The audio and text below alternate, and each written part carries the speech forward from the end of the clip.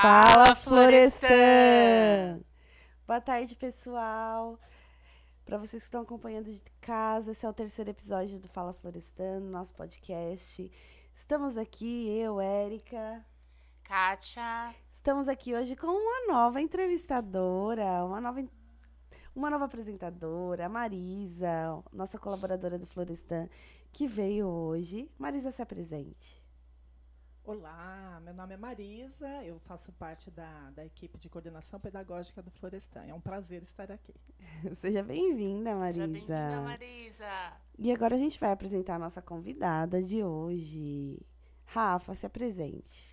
Oi, pessoal, tudo bem? Boa tarde a todos. Queria agradecer o convite, não só ao Florestan, quanto as entrevistadoras e a própria Rosângela, que me chamou pessoalmente. Meu nome é Rafaela Barbosa, eu sou advogada, mulher negra, e é um prazer estar aqui. Seja bem-vinda. Obrigada. Hoje a gente trouxe um assunto muito interessante, né? E a gente vai ter outra convidada daqui a pouco, via remoto, né? Via Zoom, que a gente vai apresentar para vocês já. Que é a questão de políticas afirmativas de igualdade racial, né?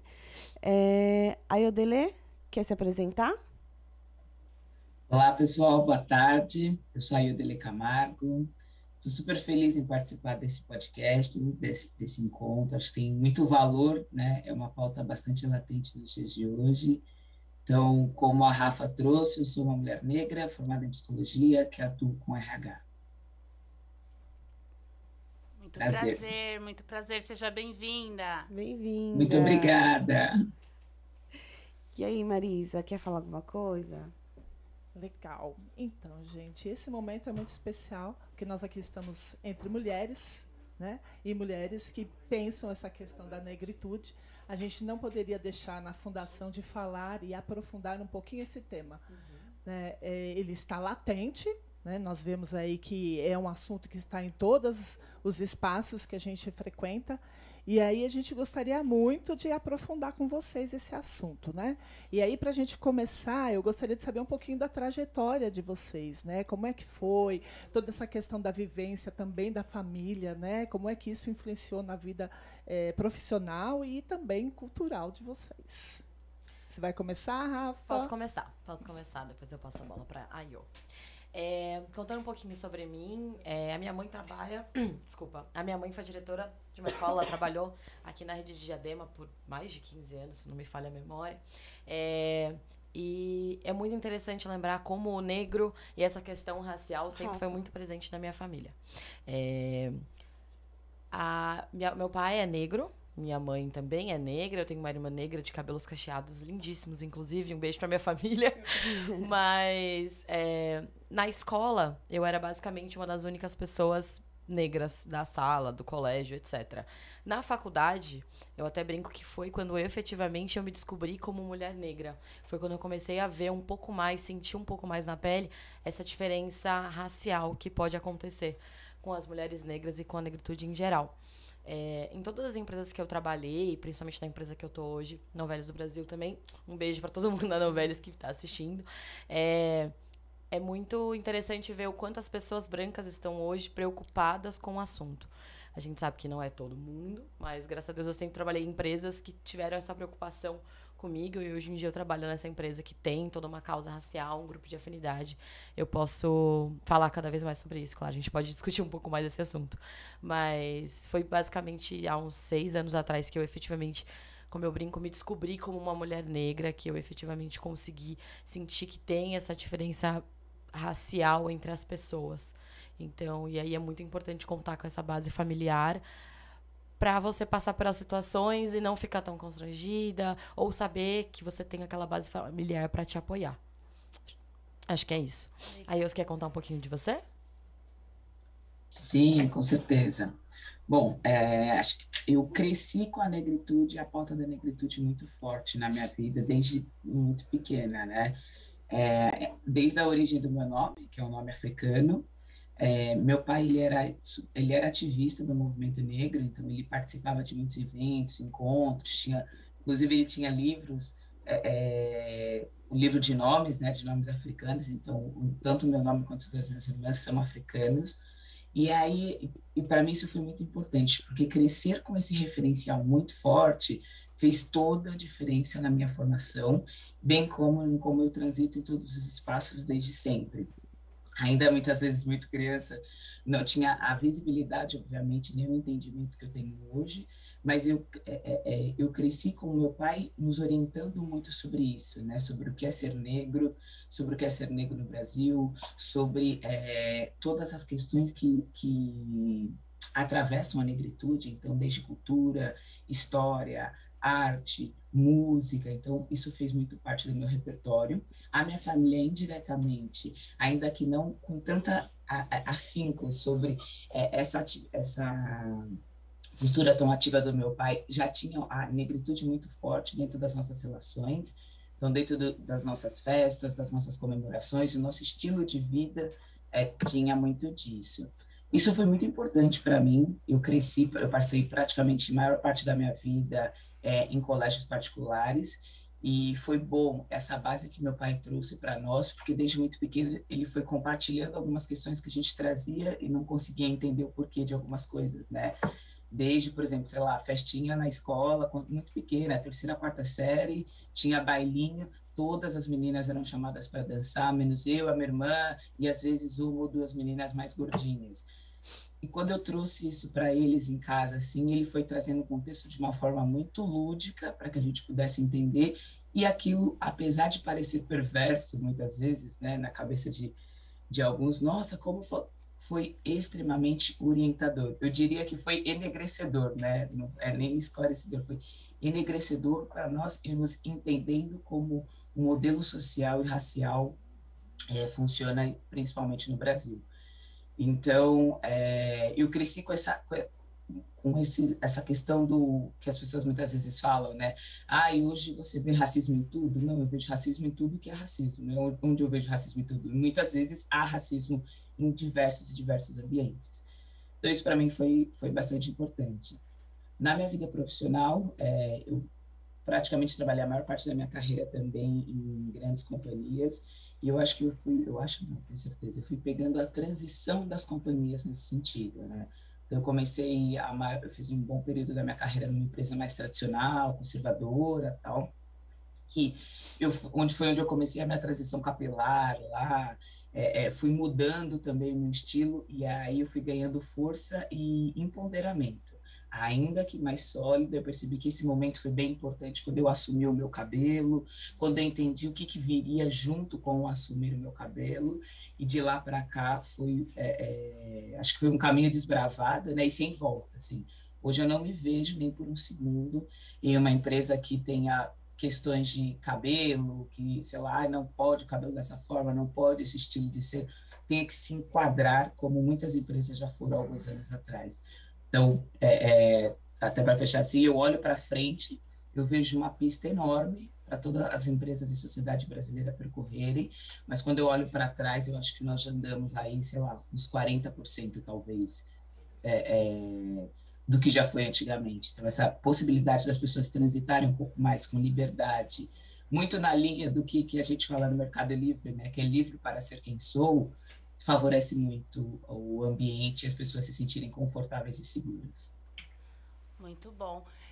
Meninas, refletindo um pouco, né, sobre o que vocês têm colocado aqui, e aí a gente não, é impossível a gente não pensar no que a gente vive e o quanto o racismo ainda ele é latente. E aí vem uma reflexão, né? As políticas afirmativas não é uma condição estabelecida pelo Brasil, né? Da Índia, 1950. 50 anos depois, começou-se a falar sobre isso no Brasil, e, na verdade, no ano de 2000, e alguns anos depois é que o Brasil foi considerado um país racista. E aí começaram as ações, né, afirmativas. No olhar de vocês, e aí eu vou pedir, inclusive, né, para que tenha o olhar de cada uma sobre isso, por que que o país, que o Brasil, né, no caso, que é um país onde tem essa mixigenação de pessoas e de raças, não houve, né, esse movimento que deveria partir, talvez, de nós mesmos, porque eu ouço a minha mãe falar sobre racismo, eu ouço a minha avó, a minha bisavó, né, e acredito que as gerações anteriores também. Vim de uma geração onde não existia, parte da minha vida não existiam políticas afirmativas, e isso a gente sabe que gera um trauma, gera uma exclusão, então tem todo esse impacto. Então, por que vocês acham que o Brasil demorou tanto, e mesmo a gente falando que a gente está falando de 21 anos onde já existem ações, a gente não percebe tanta iniciativa ou tantos movimentos assim que incorporem, né? A gente tem, inclusive no ano, né, uma oportunidade para se refletir exclusivamente sobre isso, onde a gente deveria refletir isso todos os dias, todos os momentos. Qual que é a visão de vocês sobre isso? Aí, você quer começar? Acho que quem é de RH vai saber responder. Pode ser. Olha, é bem interessante essa sua pergunta. E muitas vezes ela é polêmica quando a gente não quer olhar para o assunto, né? Que eu acho que é muito do que se passa no Brasil. Então, quando a gente faz um corte histórico, é importante nós lembrarmos que o Brasil foi o último país no mundo a abolir a escravidão, né? A cidade de Campinas foi a última cidade no mundo a abolir a escravidão. Então, não estranhamente, a gente faz recortes sociais do estilo da cidade, com preconceito e N coisas que perpassam por isso. E dentro do Brasil, essa questão de negar o racismo passa muito por esse estilo brasileiro de aqui é um caldeirão, somos todos iguais, uhul, Brasil, tal. Que é muito bom, por um lado, onde a gente recebe muito bem as pessoas, os estrangeiros vêm para cá e são muito bem recebidos, mas eu faço mais um parênteses quando a gente fala dos estrangeiros, né? Então, nós chamamos de gringos, os europeus, os americanos, os asiáticos, mas quando a gente fala, nós falamos de bolivianos, africanos, pessoas de países pobres, a gente praticamente os considera como forasteiros, né? Quem é essa gente que está aqui invadindo o nosso espaço? Então, essa visão muito eurocêntrica do Brasil faz, inclusive, com que a gente valorize alguns perfis de pessoas estrangeiras e outros nós desconsideremos. Isso se passa também pelos africanos. Então, os africanos aqui são vistos, os africanos falam que aqui no Brasil a gente chama todo mundo de angolano, sendo que não, todos os africanos que estão aqui não são angolanos. A gente fala, eles vêm falando essa língua deles, esses angolanos. Outra coisa que não faz sentido, porque angolano fala português.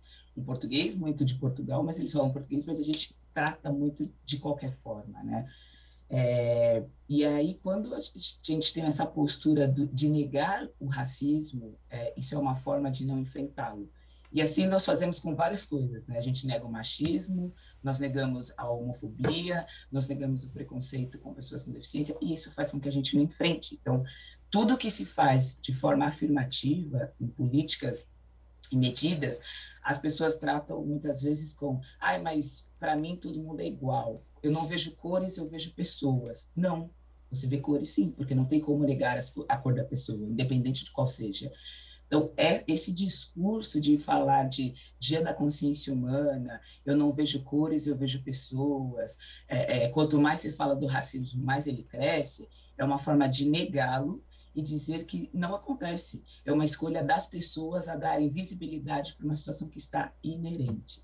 Então, o Brasil, que foi o país o último a fazer um monte de coisa, né? Esses movimentos de abolição, o último a investir na educação, assim, e quando a gente diz investir, vamos considerar com muitas aspas, né? Todos esses movimentos aí de escolarização, investimentos para apoiar os jovens de baixa renda entrarem nas universidades, é uma forma de manter essa predominância de uma classe social majoritariamente branca. E aí, como é que eu retiro? As pessoas leem como retirar seus benefícios, né? Mas como eu reduzo, eu reconsidero aqui minha frase, como eu potencializo alguns, sem tirar benefícios de ninguém, mas que eu talvez diminua essa massa de população, muitas vezes negra, marginalizada. E olhar para isso é reconhecer que nós somos um país racista, olhar para isso é entender que a população negra é em maioria em classes operárias, dentro das universidades não compõem grande parcela da população. Então, se eu tenho que reconhecer isso, eu tenho que reconhecer a minha postura como cidadão.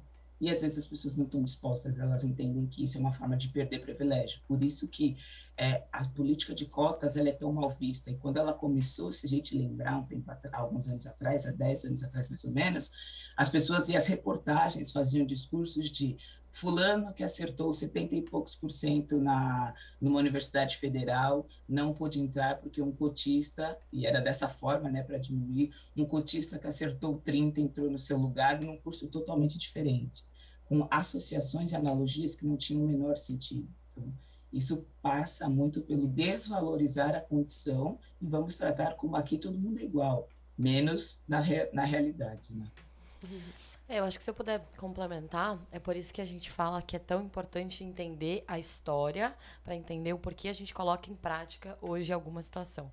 Então, por exemplo, por isso que a gente fala tanto que é necessário que as pessoas, e aí brancas, negras, todo mundo, né, deveria sentar para entender esse marco histórico, que aí eu comentou, para aí sim a gente deixar claro o quanto é importante a gente ter essa cota, essa política afirmativa, né?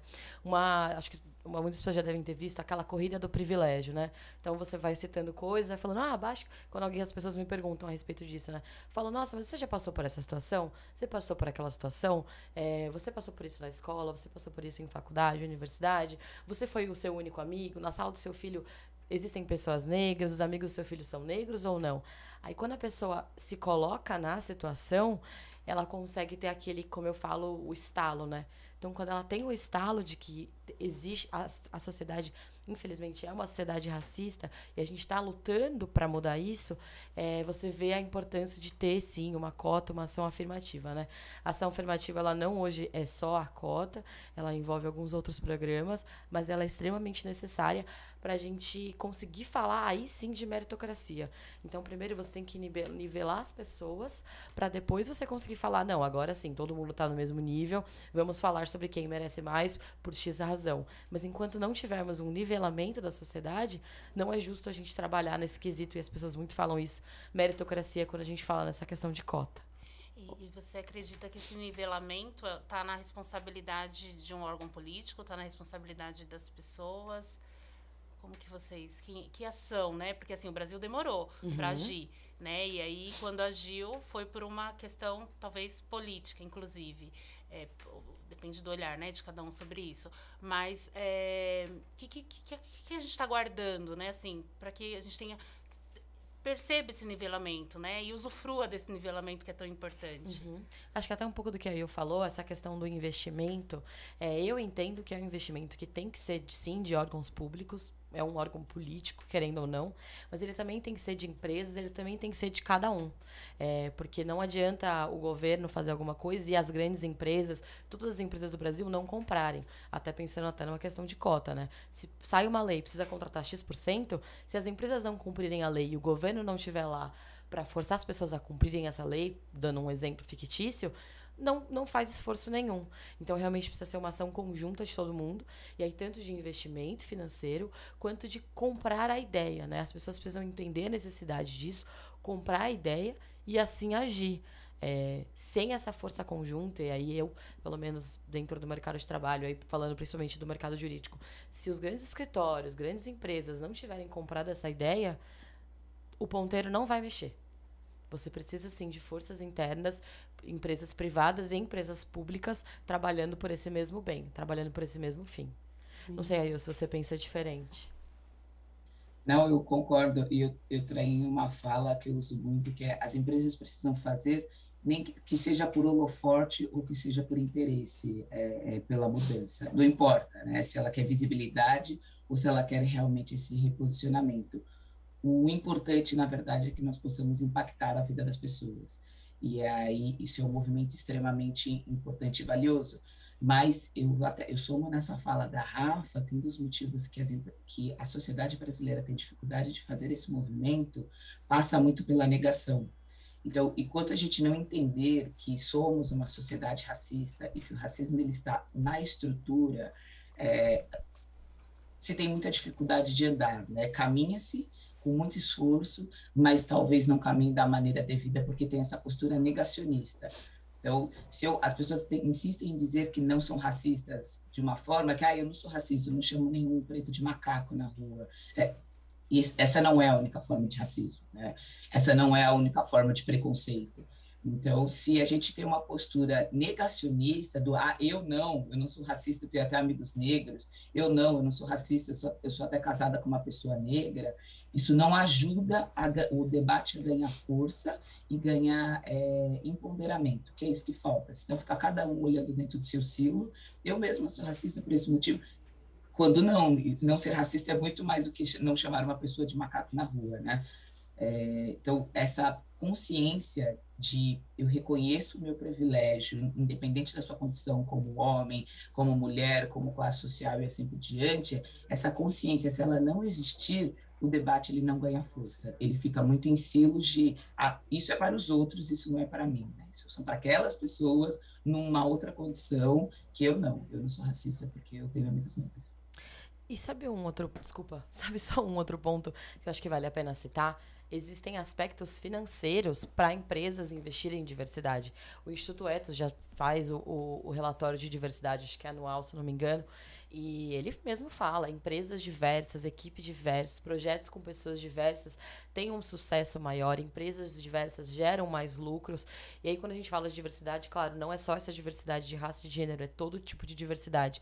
Então, a empresa também tem esse aspecto financeiro, econômico, de ser uma empresa cada vez melhor, se tornando uma empresa cada vez mais diversa. Sim, a gente pode citar um exemplo prático, inclusive do nosso meio, né? Num podcast super famoso, que perdeu patrocínios gigantescos por questões racistas, por comentários racistas, né? E sobre isso, eu acho que cabem 2 comentários, na verdade. Eu acho que as pessoas negras estão cada vez mais conscientes, não pessoas negras, mas acho que pessoas de diversidade, e aí mulher, negro, PCD, LGBT, elas estão cada vez mais conscientes de que elas não vão querer aceitar vagas, acertar ofertas de emprego de uma empresa que, por exemplo, apoie essa situação, que fique silente em relação a uma situação racista, uma empresa que não se posicione na rede, uma empresa que não tem um grupo de afinidade, assim, particularmente falando, eu sei que hoje uma coisa que eu gosto muito de trabalhar na empresa que eu trabalho, que é a Novelis do Brasil, é essa questão de saber que temos líderes e pessoas efetivamente engajadas no assunto. Dificilmente eu trocaria de emprego para uma outra empresa que não tivesse esse mesmo engajamento. Então, isso acaba sendo uma coisa que prende as pessoas muito, muito, muito. E outra coisa importante, acho que vale citar, hoje em dia, principalmente com esse engajamento das empresas que a gente está citando, é essa questão de que hoje, quando você tem um negro na liderança ou numa posição de destaque ou numa posição de abertura de fala, você acaba empoderando outros negros, né? A gente tem dados aí de que acho que só 4% da liderança hoje no Brasil é uma liderança negra, e a gente não tá nem falando de CEO, de VP, aquele C-level, né? Que a gente conta nos dedos, eu acredito. Mas até a questão de liderança, de gerência, de gerente sênior, é um número bem reduzido em diversas empresas, né? Quando você vê esse gerente lá, essa líder de qualquer tipo de assunto negro, você fala, eu posso chegar lá. Se essa pessoa negra chegou, eu também posso. Por isso que é tão importante essa questão de representatividade. A gente está aqui falando, é muito importante. Vai causar um impacto de, tipo, olha, essa pessoa negra chegou lá, essa pessoa negra passou por essa situação, passou pela mesma situação que eu, mas ela chegou lá. Então, isso é muito, muito, muito importante, essa questão de representatividade. Muito legal o que você está falando, porque se eu fosse pensar na minha geração, porque nós temos gerações diferentes aqui, né? Então, na minha geração, a gente ia se candidatar a uma vaga de emprego, você via lá, tem que ter boa aparência. Puxa vida, né, gente? Talvez lá na minha santa inocência, num determinado momento da minha adolescência, eu nem entendesse isso, né? Eu demorei um tempo para compreender o que isso significava, né? Eu não sabia exatamente. Mas depois que eu entendi, aí tudo bem, porque eu aprendi a ser dura também na queda, né? E enfrentar as batalhas. E é interessante ver como isso mudou para hoje em dia, né? Para escutar a fala de vocês e falar, puxa vida, que bom, né? Acredito que vocês já tenham líderes, mulheres e negras, né? Em algum momento aí na vida de vocês, pelo menos recente, né? Porque o preconceito, o preconceito, ele faz parte de todos nós, né? ele é tão estrutural que ele está dentro de nós e a gente precisa lutar contra ele todos os dias. Porque pode não aparecer num determinado momento, mas você muda de calçada quando você vê uma determinada Exato. pessoa, né? Dependendo da situação, sim, e isso está introjetado. Nós crescemos nessa sociedade. A sociedade não é a outra, é você. Você constrói essa sociedade. Porque isso precisa ser muito falado, porque é um trabalho de todo dia, de toda hora, né? É uma luta contra você mesmo, para você fazer o diferente para o outro. Mas aí eu queria ainda perguntar para vocês, assim, com relação a esse trabalho que vocês exercem dentro das empresas, né? Como é que acontecem essas políticas afirmativas? Quais são os exemplos que vocês têm lá das empresas que vocês trabalham, né? Acho que eu posso começar essa, já que a outra eu te passei a bola. Eu sou líder do grupo de afinidade de raça dentro da Novelis do Brasil. Eu sou líder mulher e negra e temos um grupo composto. E aí o próprio grupo ele é diverso. O meu sponsor, ele é um diretor branco, um diretor homem branco. Mas ele é uma pessoa engajada, que quer saber mais do assunto, sempre está estudando mais sobre o assunto, questionando sobre o assunto, e faz parte da liderança da Novelis, que por si só tem esse engajamento, essa necessidade de entender mais sobre o assunto e fazer a diferença, acho que no mundo como um todo. Dentro da Novelis, nesse grupo a gente tem pessoas brancas, homens e mulheres, e a gente também tem, a vasta maioria, são homens e mulheres negros. E esse grupo serve basicamente para dar voz às pessoas negras dentro da companhia e para, além de estudar o assunto, trazer e informar, trazer opções, trazer possibilidades. Um exemplo muito legal que eu posso citar, e é uma questão muito de ação afirmativa, a Novelis em si tem um programa de bolsa de estudo para pós-graduação. Então, pessoas podem se candidatar a partir de um determinado job band, que é a partir de um determinado cargo, e depois ela passa por um processo seletivo e a Novelis arca ou não com uma porcentagem desse curso de pós-graduação e especialização. No ano passado, a gente conseguiu liberar um curso, 6 vagas específicas, só para público negro, independentemente do seu cargo. E para outro programa, o programa geral, tem um corte de vaga, só pode ser pessoas que sênior para cima, pleno para cima, eu sei que tem um corte. A gente avaliou o público dentro da Novelis e viu, olha, se você fizer com esse corte, vão ser pouquíssimas pessoas que vão ser elegíveis a esse programa. Então, para o programa de negro, a gente precisa tirar essa questão do corte. Então, as pessoas de diversas categorias, né, de diversos níveis de emprego lá dentro da Novelis. Desculpa, não é nível de emprego, né? Mas júnior, pleno, sênior, poderiam fazer parte desse programa. E a gente conseguiu 6 vagas, e nesse caso, eram 100% de bolsa. E para o outro programa, era um valor um pouquinho abaixo, que é 60% de bolsa. Então, já é uma ação afirmativa que super impactou, aí não só membros do grupo, claro, foi para toda a população negra da Novelis, mas foi um super impacto que a gente teve. Pessoas negras fazendo um curso de pós-graduação, claro, né, tinha que ter, obviamente, uma ligação com o emprego da pessoa dentro da Novelis, mas a gente viu que foi uma super diferença na vida daquela pessoa, na vida daquelas pessoas. Uma outra coisa legal, que pelo menos dentro da Novelis, a gente tem 2 metas. Então, a gente tem que 20% dos nossos cargos mensalistas, né, que são normalmente cargos ou de liderança dentro da fábrica, ou os cargos de back-office, e aí área financeira, comunicação, jurídico, TI, 20% dos cargos de entrada devem ser preenchidos pelo público negro, e 50% das nossas vagas de estagiário também devem ser preenchidos. Hoje, eu sei que da vaga de estagiário, a gente já cumpriu mais que 50%, então mais da nossa população negra hoje estagiária. E a gente também está cumprindo cada vez mais essa questão dos 20%. Então, pelo menos dentro da novela, acho que esses são os 3 highlights que eu posso dar. E é muito interessante ver o quanto isso muda a vida da pessoa, né? O quanto eu brinco, o quanto a gente está colorindo o escritório central ou as nossas outras unidades da Novelis. Legal. E, Rafa, um pouco sobre isso que você está trazendo. É visto, então, incorporado na empresa como um benefício. Inclusive, quando você vai divulgar uma vaga, você vai recrutar um profissional, você já oferece isso como um benefício. Esse profissional, a hora que você vai reter ele ali, talvez ele até se identifique, porque ele entende que ele vai ser bem acolhido nessa empresa. Então, a empresa passa a ter um diferencial de mercado. Quando a gente fala em políticas, né, afirmativas, a gente traz bastante a questão racial, mas a gente sabe que envolve também outras diversidades. Tem ações lá na sua empresa para outras diversidades também? Ou você mencionou a questão racial? E aí é importante também, né, a gente falar, porque quando a gente fala de preconceito, a gente está falando de vários olhares, né? De várias questões, inclusive sexuais, de religião, de política, e que precisa também estar muito... A gente precisa estar atento. Quando a gente fala desse nivelamento que até a Marisa trouxe, de grande importância, a gente entende que parte de nós, inclusive, né? Lá tem também oportunidades para outras diversidades? Tem, a gente brinca que quando você se candidata numa vaga da Novelis, você já vai estar lá, você já vai ter lá um disclaimer falando que somos uma empresa de diversidade. Hoje, quando você entra na Novelis, a gente tem uma política de direitos humanos que comenta diversidade. Hoje, vou até soltar um spoiler aqui do grupo de raça, desculpa. Hoje a gente está com um programa, a gente não conseguiu efetivar ainda por conta da pandemia, essa questão de home office, mas hoje todo profissional que entrar na Novelis, ele vai receber um treinamento de diversidade dado pelas pessoas do grupo. Hoje a gente tem dentro da Novelis um grupo de afinidade de raça e um grupo de afinidade de gênero, para tratar a questão de mulher. Como a Novelis é uma indústria, tem muito essa questão de gênero, então a gente também está tratando. E a gente tem uma diversidade de gerações muito grande dentro da Novelis.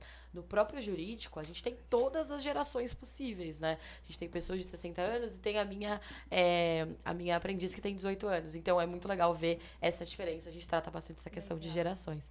E aí, para cada uma delas, tem sim uma questão de treinamento, uma questão de grupo, pelo menos aí para raça, gênero e diversidade de gerações.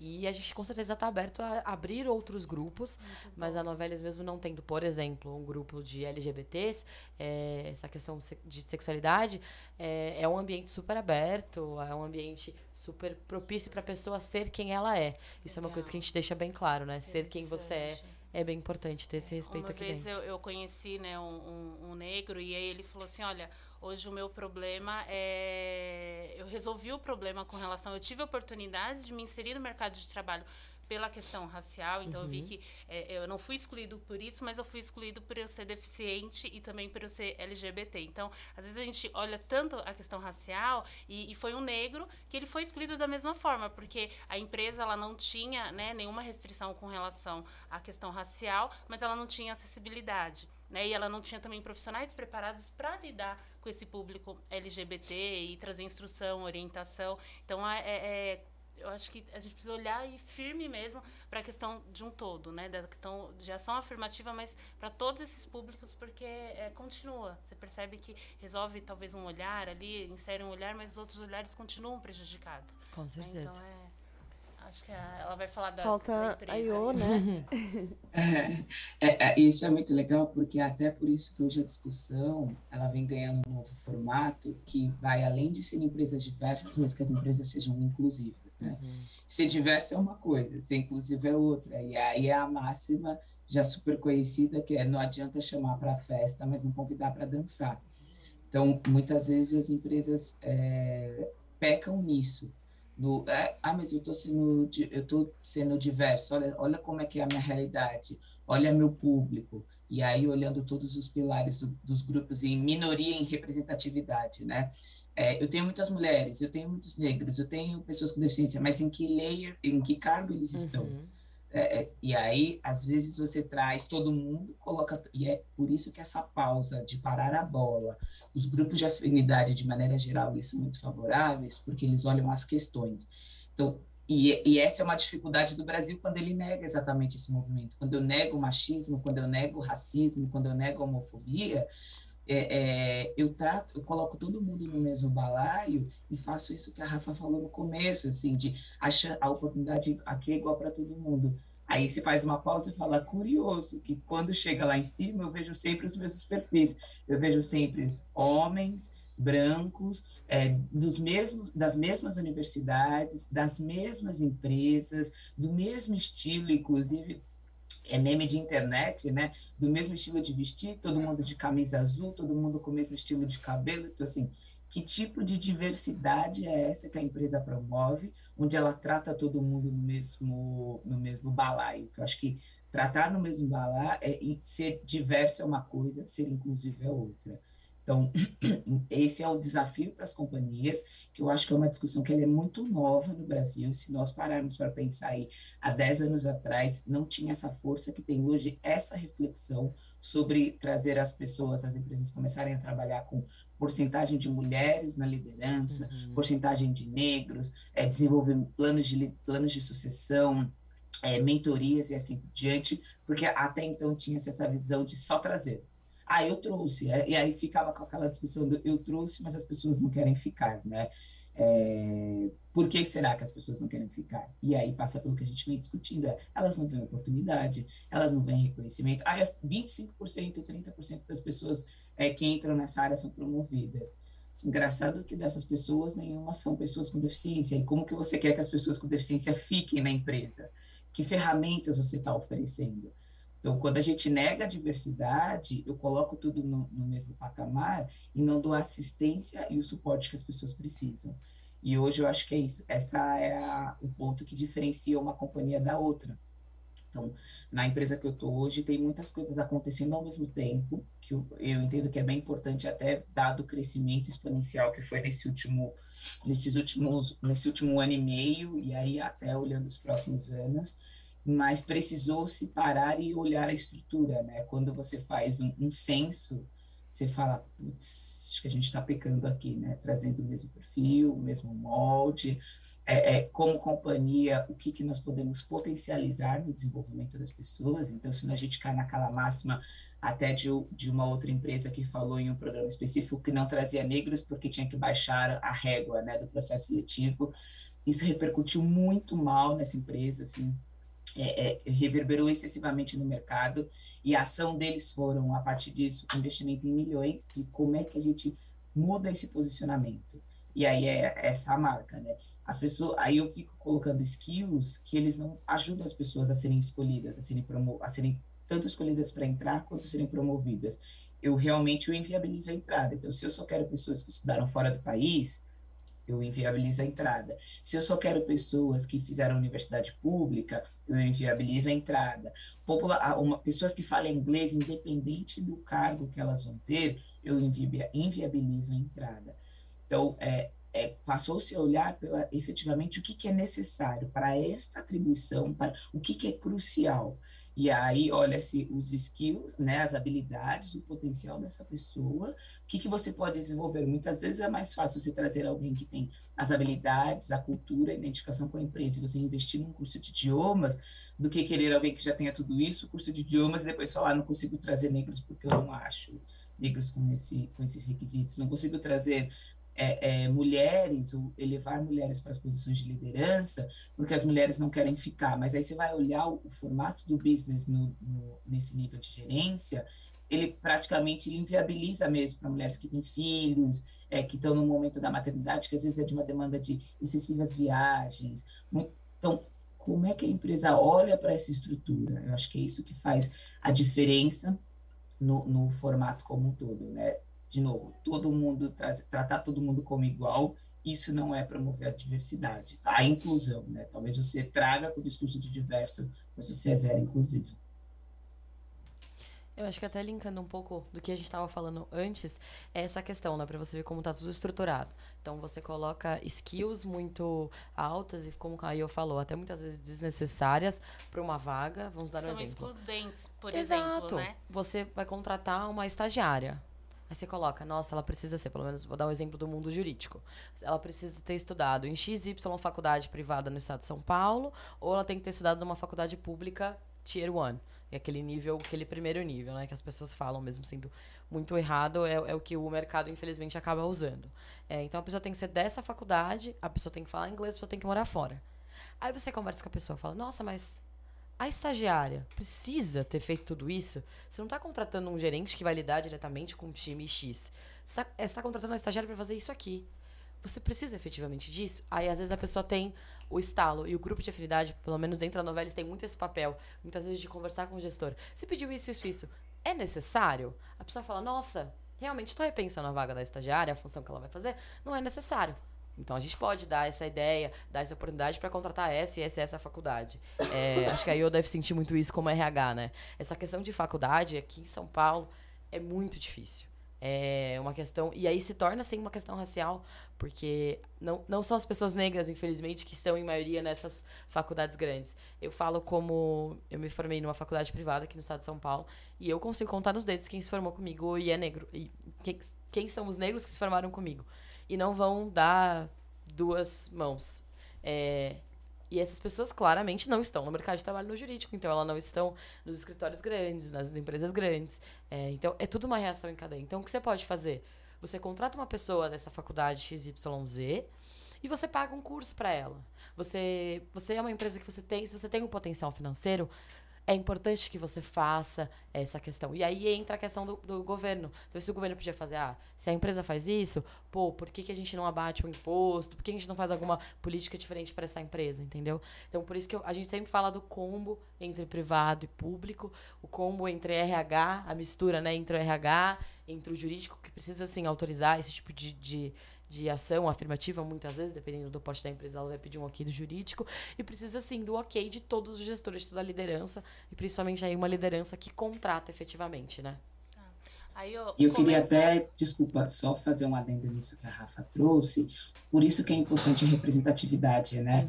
Porque se ela não existe, a gente revela sempre pela sua perspectiva.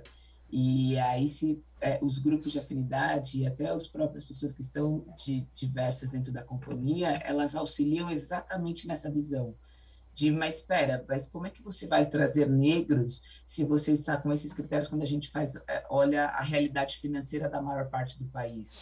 E se não tem essas pessoas para fazer esse push, a discussão fica aquela coisa padronizada, né? Todo mundo com o mesmo consenso, com o mesmo ideal. Então, como é que eu trago mulher? Como é que eu discuto a carreira das mulheres sem ter mulheres falando, né? Como é que eu discuto os passos dos negros sem ter negros falando? Pessoas de LGBTQIA+, da mesma forma. Então, os grupos, eles ajudam a empresa a não fazer movimentos errados, inclusive, de discussões. Então, vai lançar uma campanha sobre diversidade, o assunto dessa campanha precisa ser validado pelas aquelas pessoas que fazem parte desse grupo. Senão cai aí por terra nessas discussões que a gente já está acostumado em ver empresas fazendo movimentos. Você fala, gente, mas não tem nenhum negro nessa empresa que eles perguntaram isso? Não tem nenhuma mulher que eles perguntaram para olhar isso, que é uma realidade, por exemplo, de muitas agências de publicidade, né, que hoje estão revendo o seu quadro de funcionários exatamente por isso, porque estava tudo muito tendencioso. Desculpa aí Não, tudo bem. A gente ficou na expectativa aqui de você trazer as ações afirmativas, né, da empresa onde você está atualmente. Não, super. Acho que hoje a gente está passando por muitas coisas, né, muitas mudanças. Então, o crescimento de profissionais fez com que a gente parasse para olhar a realidade da empresa, né, como eu falei, fazer um censo. Então, hoje, tem desde os KPIs, né, dos indicadores de quantidade de mulheres na liderança, e aí na liderança mesmo, de gerentes seniors and up, gerentes seniors, diretoras, VPs e assim por diante, população negra independente do layer, população de mulheres independente do layer, pessoas com deficiência e etnias. Como é uma empresa internacional, então, alguns indicadores, eles são all MELI, né, ou todas as empresas, e alguns são trabalhados dentro da realidade do Brasil. E aí, isso foi bem importante, porque a gente ganhou muita força em representatividade de pessoas negras e mulheres na liderança, mas com muita necessidade de potencializar de negros na liderança, e é bom porque começou-se a olhar, inclusive, os motivos de saída de uma outra forma, né? Por que as pessoas estão saindo? Essas pessoas, o que está acontecendo? Para onde elas estão indo? Por que elas estão indo? E esse olhar minucioso tem feito muita diferença nas ações. Existe um grupo de afinidades também que ele não é tão antigo, pelo contrário, ele é razoavelmente novo, mas nesse tempo que eu estou do ano passado para esse, ganhou um formato muito diferente, eu acho que ganhou maturidade, né? Ganhou maturidade na escolha dos sponsors, ganhou maturidade no material de apoio de construção, então, falando do pilar de diversidade racial, desde, sei lá, exemplo, saiu essa semana um clipe do Mercado Livre com o Djonga e a Tássia Reis falando sobre empoderamento, casando com a Black Friday e o mês da consciência negra, de compra de empreendedores negros, mas qual foi um cuidado importante? Para a construção desse conteúdo, trazer uma consultora negra de fora para falar sobre a música, sobre o conteúdo, sobre o clipe, escolher referências negras no momento para a construção desse assunto. Não adianta falar de empreendedorismo negro e não ter negros como empreendedores ou mediando isso. Então, o mediador, por exemplo, é a Feira Preta, né, que é o canal de compra dessas pessoas para todas as pessoas que se vincularem nesse momento. Dentro do pilar de diversidade também, olhando como você trouxe, mulheres e pessoas com deficiência e GLBTQIA++, mas a gente optou como companhia escolher, não dá para você abraçar todas as causas de uma vez, você vai trabalhando com elas, mas você vai priorizando alguns assuntos. Então, raça e mulheres são um dos prioritários, então, Manual de Comunicação Não Hegemônica, que foi revisada pela Djamila Ribeiro, alguns encontros internos e externos com ela e com outras pessoas para falar sobre essa questão racial, para ganhar força e propriedade dentro da companhia. E aí, dentro desse manual, a gente abordou também questões sobre machismo e homofobia, para ampliar um pouco mais, mas hoje, por hora, esses são os drives, né? Mas a gente entende que para o crescimento que está previsto para os próximos anos, precisa ampliar, ganhar força, e aí vai ganhando mesmo, né? Então, as estruturas vão sendo formadas. Até 2 anos atrás, a área de diversidade era composta por uma pessoa, hoje é composta por 4 no Brasil, e ganhando força no exterior, consultorias nos apoiando, capacitando o time de RH. Acho que a desconstrução, ela é de todos os lados, né? Não é porque as pessoas são de RH que elas não têm preconceitos e vieses. Então, veio 2 consultorias que nos apoiaram nesse sentido, e a gente está desdobrando em ações. Como que nós vamos chegar para os líderes? Como que eu sensibilizo os líderes na política de diversidade, olhando pessoas com deficiência, por exemplo? Então, tem uma consultoria bem forte nos apoiando nisso, e é muito legal quando vê essas pessoas, porque muitas vezes é um tapa na cara, né? Você fala, putz, então a gente estava achando que estava fazendo isso, e a consultoria vem e fala, tá tudo errado, assim, vocês não estão sendo nada inclusivos fazendo isso. E é o momento de olhar e falar, eu discordo. Entendi por que eu não estou sendo, o que a gente consegue rever. Então, hoje o que está com mais força é diversidade étnica, racial, pessoas com deficiência e mulheres. É bem aquilo que você falou, né, Marisa? Nós somos preconceituosos o tempo todo. Perfeito, é isso mesmo. E assim, como fica evidente, né? Porque é tão fácil a gente falar que o problema é do outro. E agora, como é que a gente enxerga, se vê nessa situação e muda? Porque não adianta a gente ficar, amanhã a gente comemora a consciência negra, e só que a gente não toma uma atitude, não faz as ações. Porque vamos refletir e vamos falar sobre, mas vamos agir. Né? Não estou falando aqui de ficarmos de mal, né? Porque é racismo reverso, essas coisas. Não é isso. Eu acho que é pensar quais são os próximos passos para que realmente daqui a um ano a gente possa falar de novo, mas, puxa, nós fizemos a diferença, né? Nós estamos buscando, sim, a todo dia fazer essa diferença. E, nesse sentido, né, eu estou aqui, nosso público em Diadema, o nosso público da Fundação, são trabalhadores da cidade, né? E eles buscam a elevação da escolaridade, eles buscam uma qualificação profissional. A Fundação ela atua principalmente aí com o ensino fundamental e ensino médio. Então, eles estão na busca, na luta, por ampliar as suas possibilidades, né? Eu queria saber quais são as dicas de vocês, né, para essas pessoas que vocês conhecem o perfil delas e que elas estão nessa luta, né? Quais seriam os pontos que elas deveriam investir mais? E a sugestão de vocês? Bom, essa pergunta é complicada. Mas vamos lá. Eu acho que, particularmente, pelo menos posso dar, acho que a primeira dica de vida que eu brinco que eu dou pra minha irmã é assim, quando vocês forem fazer qualquer tipo de entrevista, pesquisem sobre a empresa. Nada vai garantir mais do que você chegar e falar, olha, essa empresa aqui é isso, eu já sei, olha, o endereço de vocês é isso, não precisa me confirmar, só me confirma, por favor. Isso é muito legal.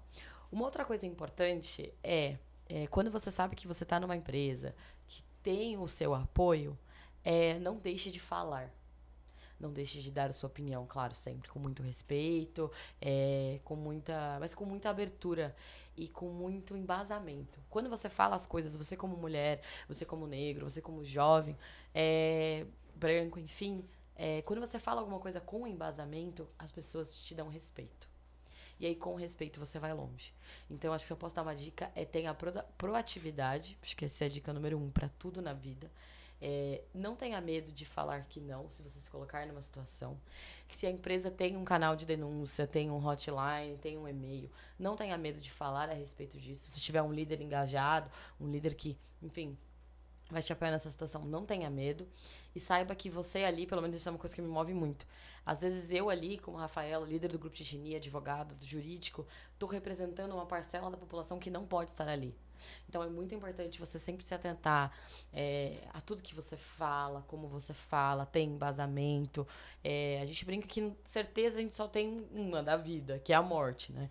O resto tudo você tem que falar com embasamento, sabendo o que você está falando, tendo muito respeito e principalmente não esquecer o quanto você pode estar sendo representativo para alguém ou para uma parcela da população.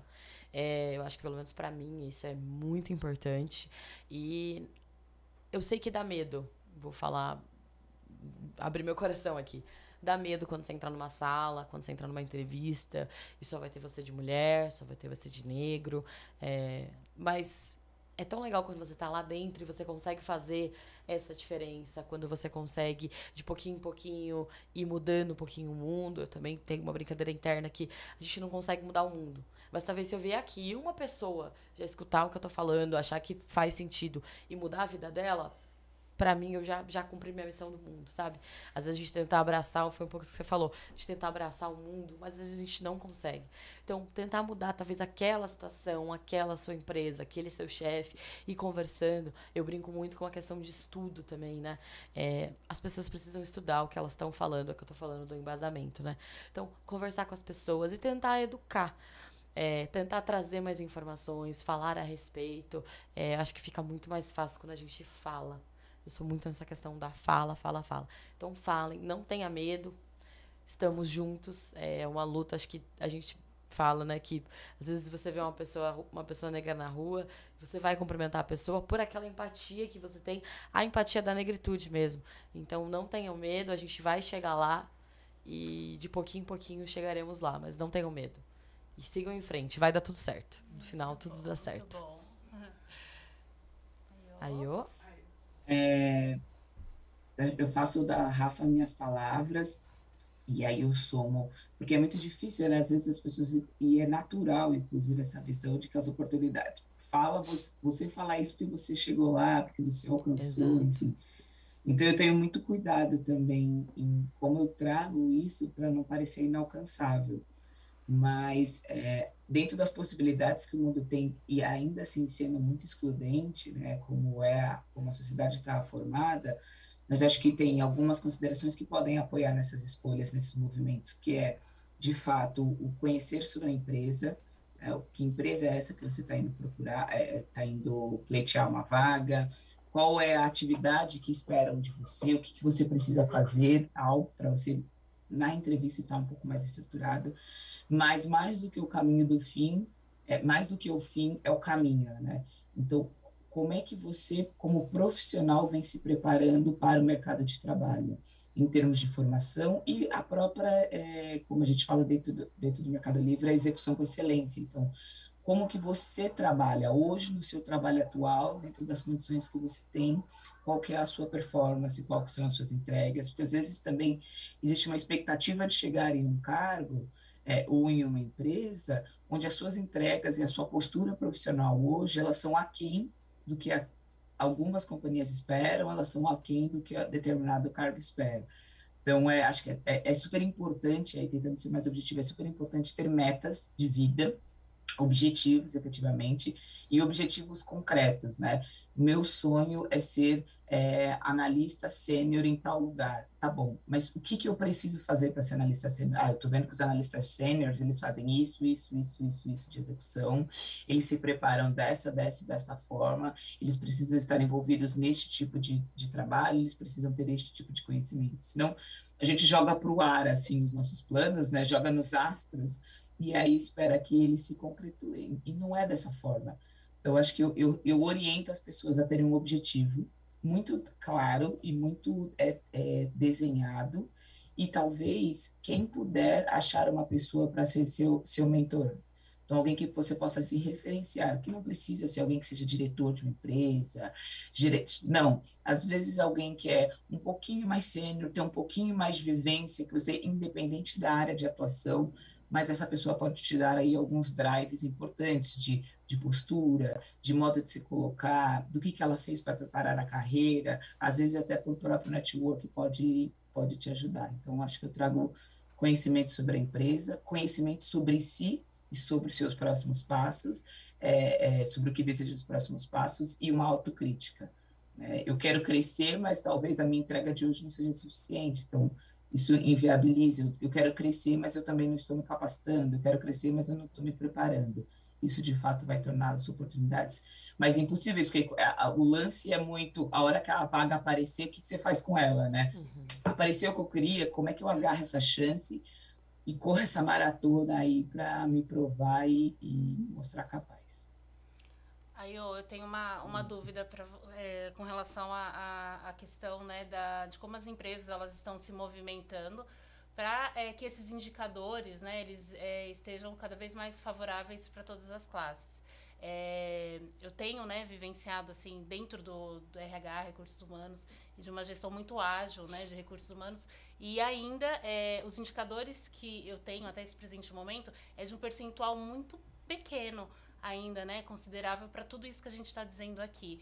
Essa empresa, e aí são duas perguntas, na verdade. A primeira, a empresa onde você está atuando nesse momento, e aí enche aqui os nossos olhos com certeza, e nessa tarde deve estar enchendo os olhos também dos alunos e das pessoas que estão nos assistindo aqui, e se possível você mencionar, porque dentro da questão que a Marisa trouxe, de fato, a gente hoje, é muito importante que a gente busque empresas onde a gente vai se sentir acolhido, que tenha, né, uma afinidade com o que a gente está buscando, para que a gente se insira melhor nessa cultura, nessa política. Então é muito importante. Se possível você puder mencionar, com certeza o Trabalhe Conosco aí vai bombar, né, porque o mundo está pedindo isso, né, o mundo está pedindo empresas inclusivas, né? Então, são essas duas perguntas sobre o indicador, né, do percentual, como que está aí na sua empresa hoje, aí a Rafa também, se ela puder trazer para a gente ter uma ideia se está evoluindo isso, e também sobre a empresa, se você puder mencionar.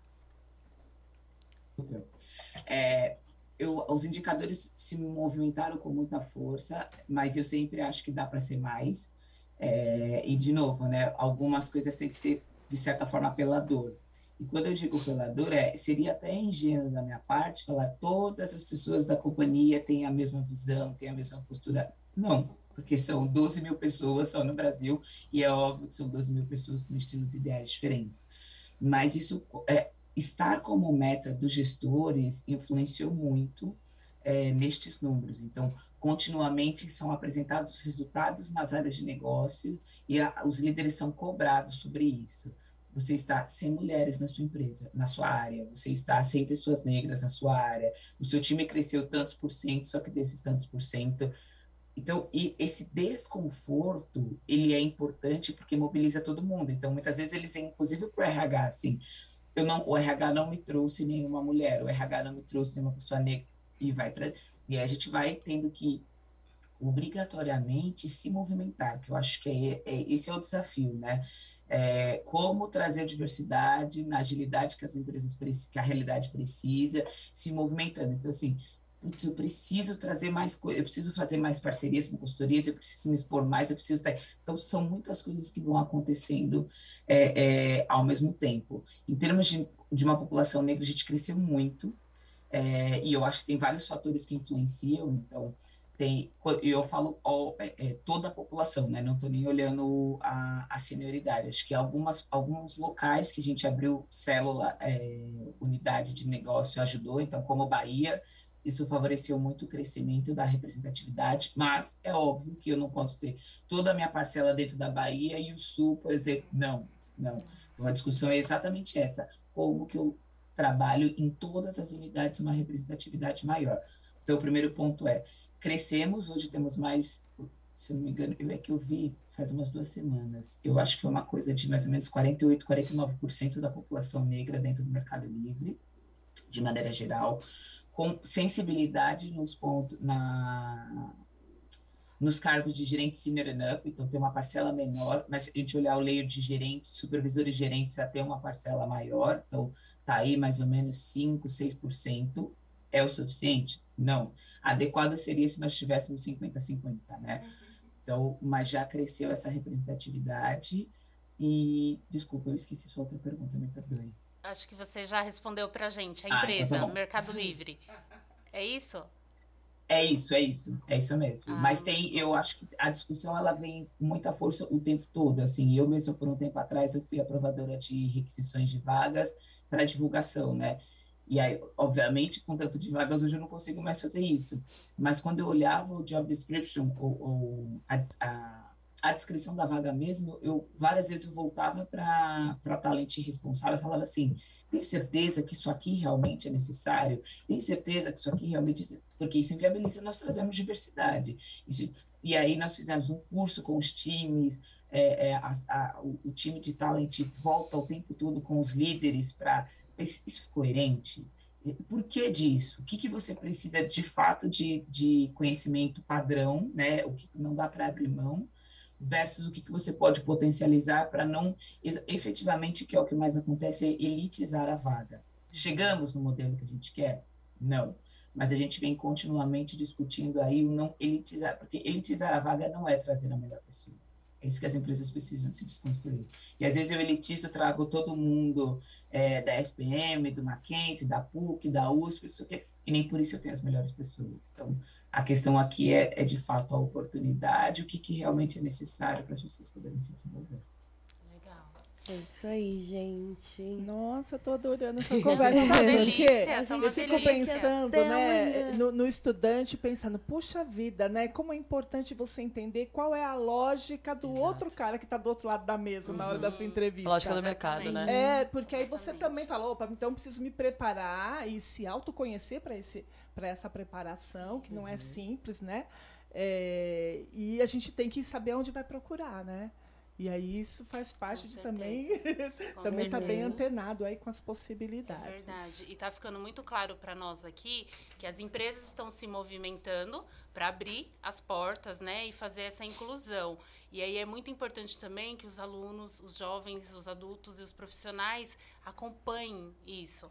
E aí gera, eu acho que um outro conflito, porque a exclusão desde o ensino, né, infantil até o ensino fundamental, médio, superior. Então, 2 vias. Uma via, a empresa aproveitando, né, as oportunidades, abrindo a mente para a inclusão. E aí, se anterior a isso não tiver uma política importante para a formação, uma oportunidade de formação, nunca que esse negro, ou, né, o jovem, o adulto, né, em geral, vai ter oportunidade de participar do processo de seleção. E aí eu acho que entra nisso que a Iô falou da dificuldade. Ela tem lá a requisição, né, para essa vaga, e aí vem com algumas necessidades, e aí talvez esse profissional, aquele negro, talvez ele até esteja à disposição, tenha uma boa vontade, ele quer, mas ele não teve a oportunidade do estudo e de se preparar. Então, bem complexo. Porque essa lógica que a Rafa tinha colocado, né, precisa de ter uma rede de apoio, né? Então, você cobra, sim, que as empresas, né, e aí os movimentos, né, tem que cobrar, a ação do povo tem que cobrar, que tenha essas oportunidades, que as empresas pensem nas políticas afirmativas, mas o público tem que oferecer, então, a elevação da escolaridade, a fundação tem que oferecer os cursos de qualificação, as faculdades têm que possibilitar as cotas, né? Então, é toda uma rede de atendimento para que a gente realmente consiga aquilo que a gente está buscando, né? Sim, faz todo Que as sentido. pessoas aí saiam dessa precarização que a gente tem, que é muito forte. Com certeza. É importante. Tá uma delícia. Aí, a gente tem tempo ainda, não sei nem quanto tempo a gente tá aqui. Rafa, como que tá a já sua passou de agenda? 1 hora, eu acho, né, Cezinha? 1 hora. Mas tá muito bom. Eu imagino que o jovem nessa tarde, assim, tá falando, quero saber mais, diga mais. Tá muito bom, Rafa. Traz pra gente também a questão do percentual, como que tá lá, a vivência, né, da empresa. Na verdade, na Novelis a gente também fez essa questão de censo. Ficou bem feliz aí que a gente tá bem alinhada, Novelis e Mercado Livre, nessa questão racial. A gente também fez uma questão de censo, a gente também tá tentando agora começar a olhar para esses números da liderança, né? A gente fala que sem o censo a gente estava dando um tiro no escuro, agora com o censo a gente tem um gráfico, uma barra, e a gente trabalha com vários engenheiros, então essa parte de gráficos e base, números é bem importante. Eles adoram. Bom. E hoje a gente tem, se não me engano, de 35% a 40% da população da Novelis é negra. Mas a gente tem uma questão de pessoal que está na operação, lá na fábrica e nos nossos centros de coleta, que a gente tem, acho que 15 unidades espalhadas pelo Brasil. E a gente tem uma questão, né, do administrativo do escritório central e até mesmo do administrativo da própria fábrica. E é lá que a gente está tentando concentrar mais os nossos esforços na contratação, porque a gente notou que é nessas áreas administrativas de back-office que a gente tem essa porcentagem bem reduzida de negros. A gente também tem essa questão de especialização, como eu comentei. A gente tem também essa questão de conversar com o líder, exatamente como a Iô falou. Tem certeza que você precisa dessa qualificação para essa vaga? E muitas vezes a pessoa repensa. O que para mim pesa muito, acho que a Iô também comentou, é que hoje a gente tem um investimento muito forte em consultorias, em cursos, em entregas, em palestras para a liderança, para a própria liderança estar engajada. Inclusive, eu posso falar, ontem mesmo um líder me ligou para falar, olha, eu quero muito contratar uma pessoa diversa, ou aí que atende o grupo de gênero, ou que atende o grupo de etnia, de raça, mas eu não estou conseguindo a vaga. E aí também é o que eu falo um pouco do equilíbrio que a gente tem que ter. É claro que se você tem uma outra pessoa que mesmo não atendendo, atende às suas qualificações, tudo bem, acho que faz sentido você seguir com essa contratação, mas eu agradeço imensamente que você teve esse cuidado de procurar. E isso reforça a ideia de que você é um líder que está preparado hoje para você estar engajado nessa história, nesse quesito de diversidade e inclusão. Também uma outra frase que a gente usa muito dentro da Novelis é isso, né? Não adianta você colocar a pessoa dentro da Novelis e você não dar ali a assistência, a estrutura, essa rede de apoio. Então, isso é extremamente importante. E um outro comentário que acho que vale fazer é, hoje, majoritariamente, quem está em cargo de liderança é a população branca. Os brancos hoje lideram as empresas, o que é totalmente normal. Por isso que é tão importante você fazer com que esses brancos, essas pessoas, entendam todo o contexto histórico, porque precisa de ação afirmativa, ela é importante, etc, etc, etc, para a pessoa conseguir entender a necessidade e não ser só uma coisa top-down, né? Vir, olha, o presidente falou que é para fazer, vamos fazer. Não, preciso que você entenda e você esteja engajado, porque isso torna uma coisa muito mais leve, né? A gente também tem que tomar um cuidado para a diversidade e inclusão não se tornar um tema em que as pessoas tenham essa aversão, digamos assim. Ai, que chato, lá vem o pessoal da diversidade falar de novo a mesma coisa.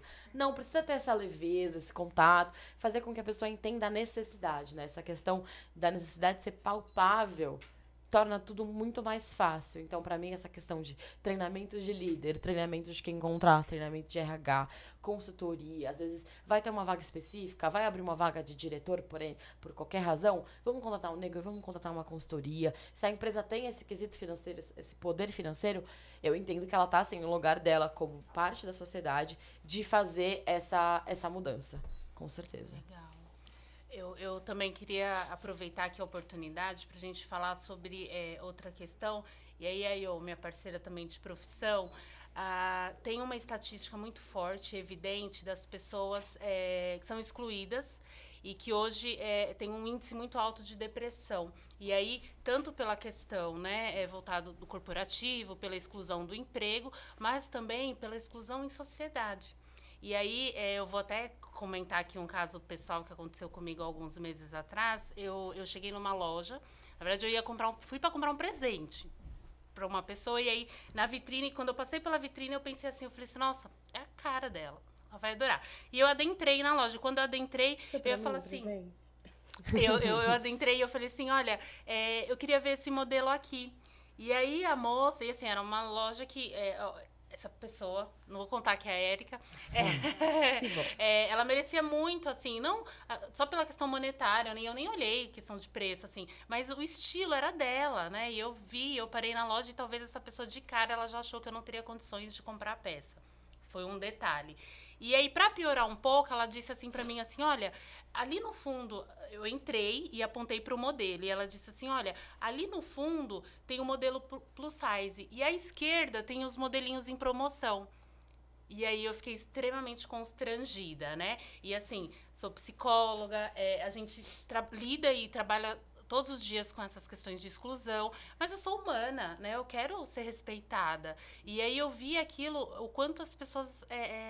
e até eu encontro com o que a Marisa trouxe, né? Essa régua precisa partir, inclusive, de nós, né? Então, assim, eu senti ali um preconceito muito grande, né? A pessoa, infelizmente, ela foi racista, né? Então, assim, ela entendeu, não sei, ela me analisou e entendeu que eu não tinha condição de comprar peça e mais, que aquela peça não ia me servir, que o plus size era no final da loja e mais ainda, que eu não teria dinheiro e era para eu ir para o canto da promoção. Então, as pessoas ficam doentes, né? As pessoas se sentem excluídas. E isso é só um detalhe. Eu vivi e eu imagino que todo mundo vive isso todos os dias. E como mudar, gente? Como mudar essa mente, né? Como fazer com que as pessoas sejam mais empáticas. Então, eu acho que é muito legal a gente falar também sobre a saúde mental e o quanto as pessoas estão depressivas, enquanto elas perdem o emprego, perdem o acesso. Eu ouço até... Tem uma mãe de uma aluna que eu estava conversando com ela, ela disse que a filha entrou no shopping e foi seguida, porque era negra e estava com turbante. Então, isso tem que acabar, né? E agora a filha não quer mais ir para o shopping, ela vai iniciar um tratamento terapêutico porque ela ficou com pânico, né? Isso virou uma fobia para ela. Então, olha que triste, olha o impacto das nossas atitudes na vida das pessoas. Acho que isso é pauta para vários podcasts, né? Ou várias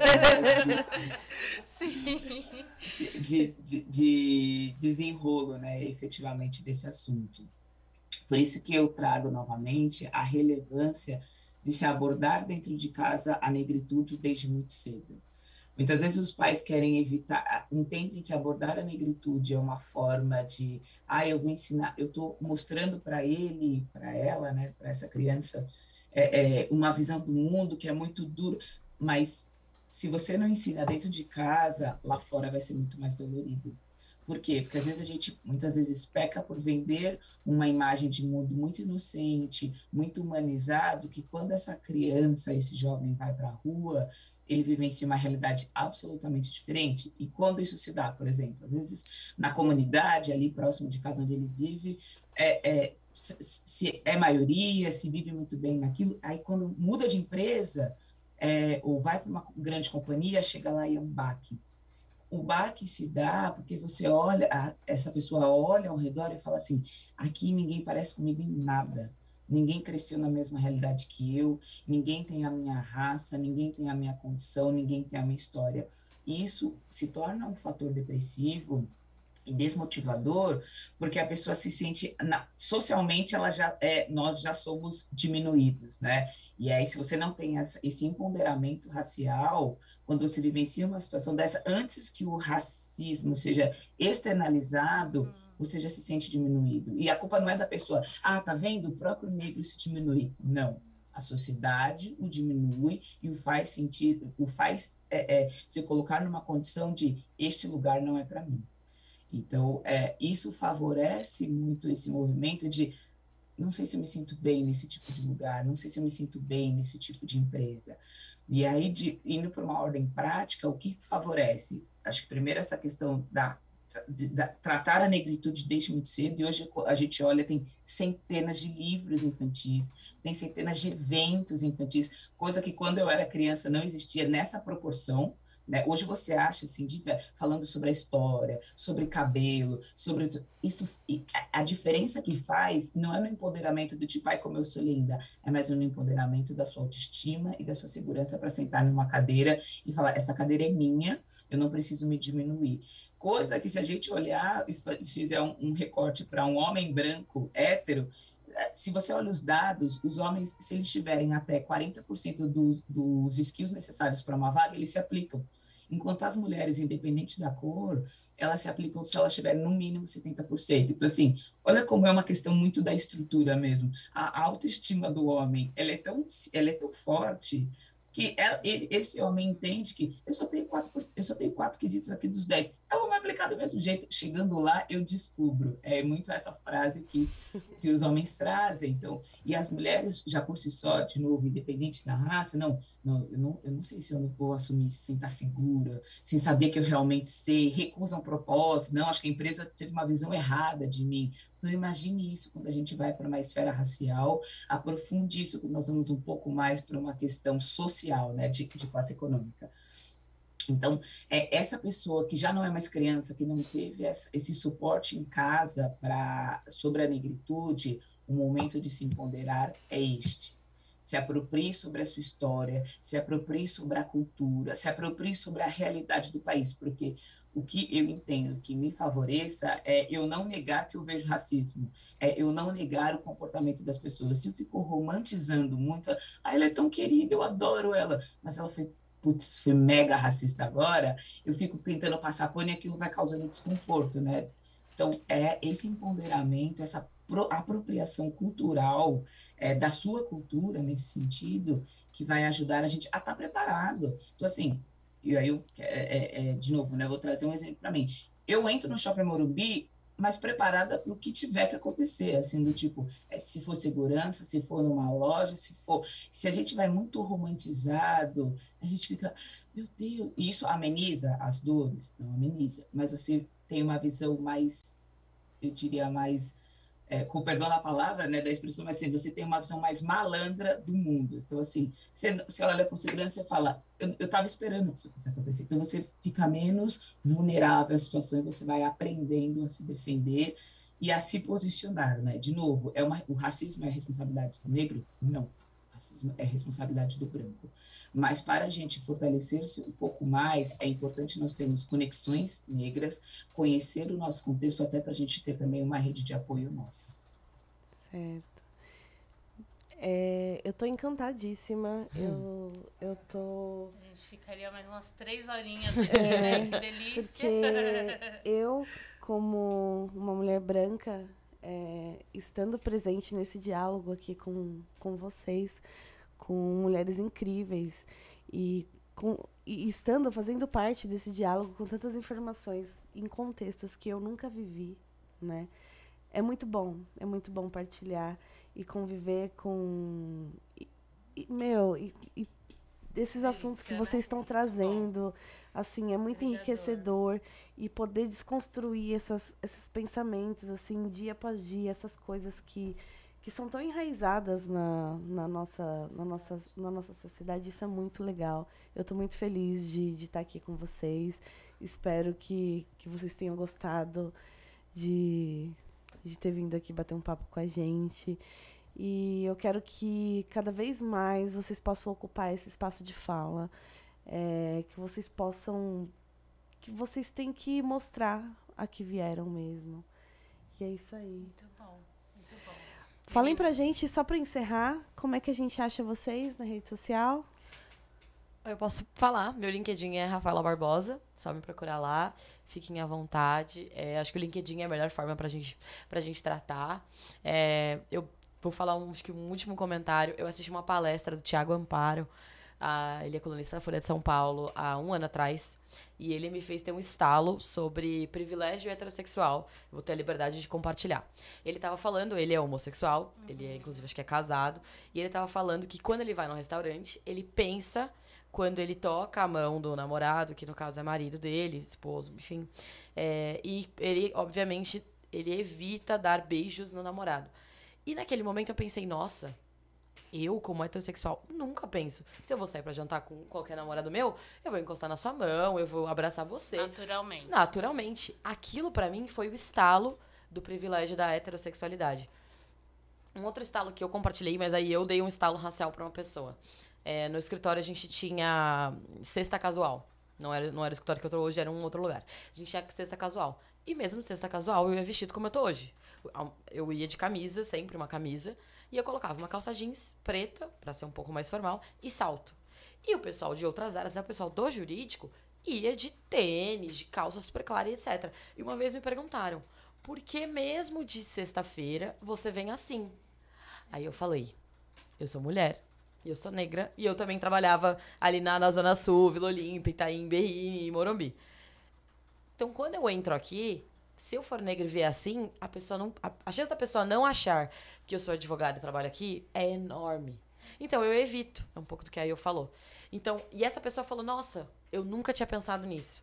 E a partir daquele momento, várias situações ela falou, nossa, essa pessoa teve uma conduta um pouco racista com você. Nossa, que não ia acontecer se fosse comigo.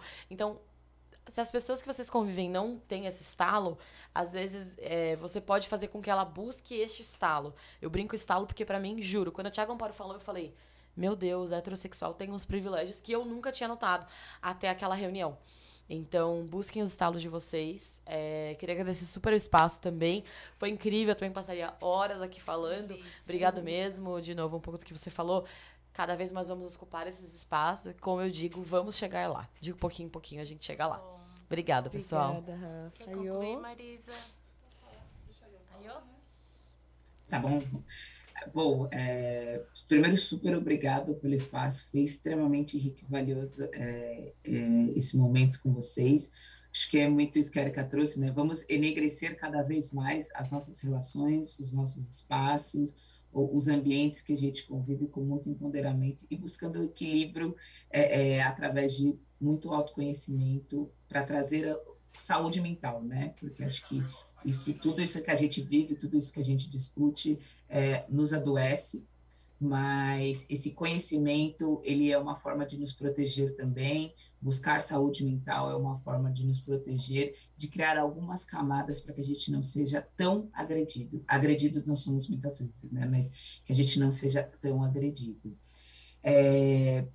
O meu contato eu sou a Iodele Camargo no LinkedIn também. Então, a Iodele, A-Y-O-D-E-L-E, Camargo, lá me acha com certeza. Estou super disponível para trocar, para falar. Foi uma delícia conversar com vocês, de verdade, foi muito gostoso. Podem me chamar mais vezes. Eu também. Foi muito legal. Inclusive, muito já legal, tem uma agenda aqui, viu, Ayo e Rafa? Vamos mandar. Mas acho que é uma discussão muito importante e parece que é clichê, que é mais o mesmo, que está se falando disso nesse momento, mas não. Quantos estalos, como a Rafa trouxe, nós vamos trazendo, né? Às vezes a gente está mais envolvida com o assunto e fala muito sobre, mas outras pessoas caíram de paraquedas aqui nesse podcast, então se sensibilizaram de alguma forma com o que eu e a Rafa, no que nós, na verdade, como um todo trouxemos, e aquilo pode mobilizar a vida das pessoas, como eu fui mobilizada em algum momento, como vocês foram para achar esse assunto irrelevante. Então, a intenção é que a gente não mude a sociedade, mas como um todo, mas aplicando algumas pessoas para esse mosquitinho aí da abertura da cabeça. Com certeza. Isso aí. Muito obrigada. Marisa, obrigada pela sua presença aqui hoje. Obrigada. Eu quero comentar brevemente que isso não é mimimi. Né? Porque muitas Com pessoas certeza. por aí vão falar, meu Deus, estão falando, vamos falar, sabe? Porque houve uma época que a gente não falava. Exato. Né? A gente só vivia toda a pressão, né? E eu vejo que ainda hoje tem uma pressão quando a Rafa fala, né? Porque a gente tem que provar, e eu ensinei meus filhos assim, a gente tem que provar sim que nós podemos, que nós temos condições e que para isso você não é só o fazer, é também a sua aparência, a sua presença, como é que você se porta, como você fala, o tempo todo você está sendo avaliado, né? E avaliado duplamente porque você é negro ou negra. Então, não é mimimi. Isso, na verdade, é você abrir as portas, você está abrindo aqui as portas e enxergando. Eu posso ter um caminho, eu vou enfrentar esse caminho, e para isso a gente precisa falar, para que cada vez mais essa porta vá se abrindo até que ela fique arreganhada. Né? Então, eu quero que todo mundo tenha portas arreganhadas. Aí, um grande abraço, muito obrigada, gente. Obrigada, Marisa. Gente, gratidão, muito obrigada. E é isso aí, gente. Obrigada. Os nossos 2 primeiros episódios já estão lá no Spotify, no Deezer. Nosso site, florestan.org.br também já está lá. E é isso aí. Sexta-feira estaremos juntos novamente no Fala, Florestan!